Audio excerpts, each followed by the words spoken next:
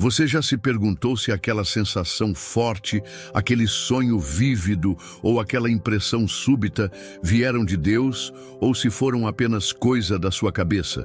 Revelação divina ou impressão humana? Vamos mergulhar nesse assunto fascinante, mas que exige muito cuidado.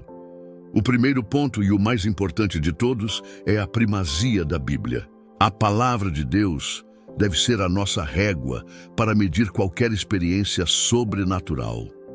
Infelizmente, muitos de nós acabam se apoiando em sentimentos e experiências subjetivas, sem antes checar se aquilo está de acordo com as Escrituras. É comum pensar que quem tem visões e sonhos está num nível espiritual mais elevado, mas isso não é verdade. Claro, Deus pode e ainda se revela de formas extraordinárias hoje em dia. Mas isso, por si só, não é a prova final de uma espiritualidade profunda. A Bíblia está cheia de exemplos de pessoas que não eram exatamente modelos de fé, mas que receberam revelações divinas. Pense no copeiro e no padeiro do faraó, ou no próprio faraó e até no rei Nabucodonosor. Eles tiveram sonhos proféticos, mas isso não os tornou profetas de Deus. Na verdade, a maior prova de fé que existe é crer na palavra sem precisar de nenhum sinal extra para validá-la. Lembra do que Jesus disse a Tomé? Você creu porque me viu? Felizes os que não viram e creram.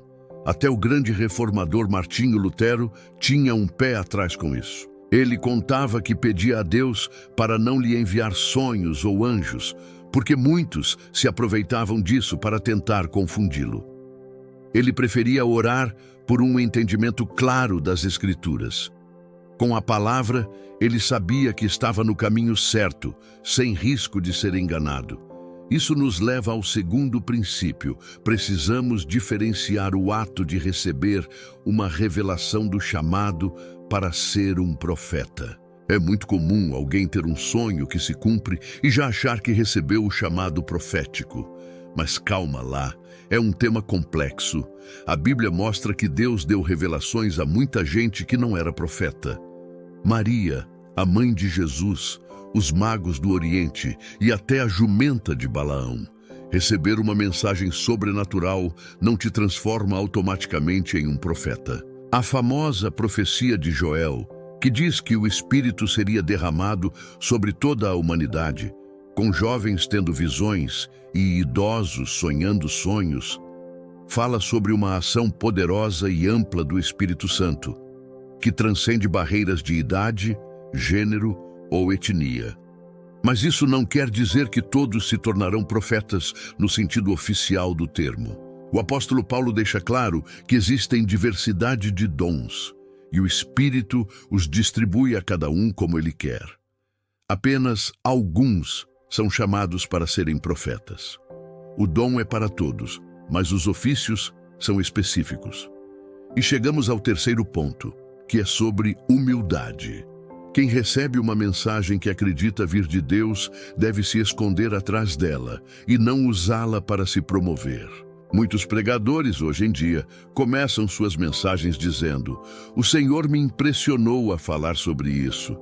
Não há nada de errado com Deus impressionar nossa mente. O problema é como isso é usado. Muitas vezes, essa introdução serve mais para dar uma autoridade inquestionável ao pregador do que para exaltar a mensagem. Se a mensagem veio direto de Deus, quem vai ousar questionar, não é mesmo? Os profetas bíblicos declaravam: "Assim diz o Senhor", mas geralmente faziam isso diante de um público hostil e cético. Por que usar a mesma tática com uma congregação que já está aberta para ouvir? Muitas vezes, esse testemunho serve mais para construir a fama do pregador do que para fortalecer a fé na palavra. A nossa autoridade não deve vir de experiências carismáticas, mas da nossa fidelidade às Escrituras. Quero compartilhar uma lição que aprendi com meu irmão Edgar.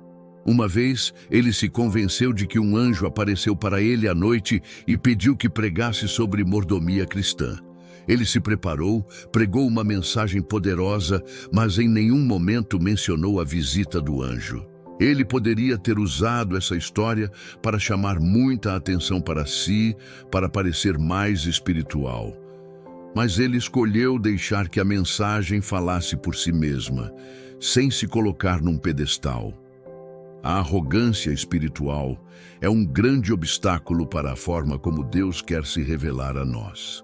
Se tivéssemos visões e sonhos o tempo todo, seria muito fácil cair no orgulho, nos achando cristãos superiores. Acabaríamos compartilhando testemunhos que exaltam mais a nós mesmos do que a Deus. Em um mundo que já está cheio de celebridades espirituais, que tal se a gente se humilhasse e deixasse o Espírito nos usar de verdade, sem precisar nos gabar das nossas vitórias? Então, para concluirmos, vamos manter os pés no chão. Primeiro, a Bíblia acima de tudo.